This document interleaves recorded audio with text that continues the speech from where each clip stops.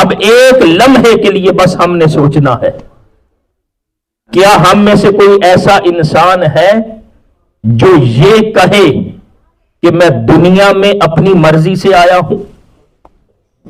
کوئی انسان ایسا ہے؟ کوئی ہو جو کہے کہ میں دنیا میں اپنی مرضی سے آیا ہوں؟ کوئی بھی دنیا میں اپنی مرضی سے نہیں آیا۔ پھر کس کی مرضی سے آئے ہیں؟ اللہ کی مرضی سے۔ کس کی مرضی سے آئے ہیں؟ اللہ کی مرضی سے۔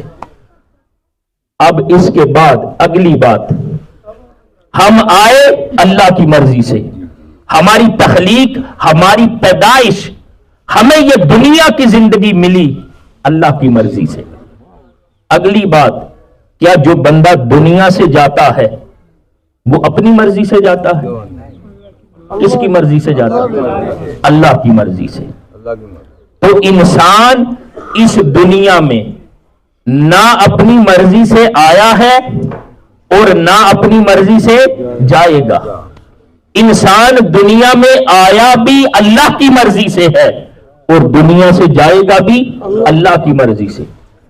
تو دوستان محترم، سوچنے والی بات یہ ہے کہ ہم آئے بھی اللہ کی مرضی سے، ہم جائیں گے بھی اللہ کی مرضی سے، تو پھر یہ جو زندگی ہے یہ ہمیں کس نے دی ہے؟ اللہ نے۔ تو پھر ہم اس زندگی کو گزارے تو اس کو بھی پھر اللہ کی مرضی سے گزارے۔ یعنی یہ جو ہماری اپنی مرضی ہے نا، یہ نہ چلے۔ ہم آئے بھی اللہ کی مرضی سے، ہم جائیں گے بھی اللہ کی مرضی سے، تو ہم اپنی زندگی گزاریں بھی اللہ کی مرضی سے۔ جس کی زندگی اللہ کی مرضی سے گزرتی ہے، جو من چاہی زندگی نہیں گزارتا بلکہ رب چاہی زندگی گزارتا ہے، وہ دنیا سے کامیاب انسان ہو بن کے جاتا۔ تو دوستان محترم، اس نوجوان کی موت میں ہمارے لیے پیغام ہے کہ ہم آئے بھی اللہ کی مرضی سے ہیں، ہم جائیں گے بھی اللہ کی مرضی سے۔ تو پھر جتنی زندگی ہے کوئی پتہ نہیں کہ یہ سانسوں کی مالا کب ٹوٹ جائے گی، کوئی پتہ نہیں کہ یہ روح اس جسم کو کب چھوڑنے والی ہے۔ ہاں، اللہ جانتا ہے جس نے وقت مقرر کر دیا ہے۔ تو پھر دوستان محترم، یہ جب تک زندگی ہے، جب تک ہمارا دل دک دک کر رہا ہے، جب تک یہ سانسوں کی مالا قائم ہے، ہم زندگی کو اپنی مرضی سے نہ گزاریں، ہم زندگی کو اللہ کی مرضی سے گزاریں۔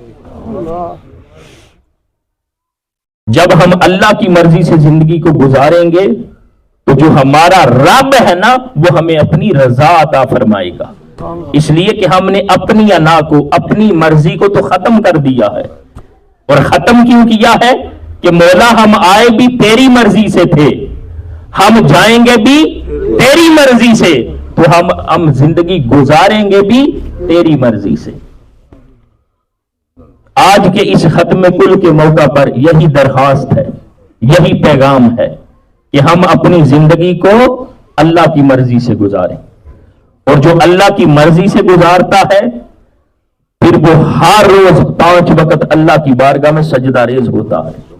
کیوں؟ اس نے اپنی مرضی سے زندگی اب نہیں گزارنی، اللہ کی مرضی سے گزارنی ہے۔ تو جو اللہ کی مرضی سے گزارتا ہے وہ اللہ کے حضور سجدہ ریز ہوتا ہے۔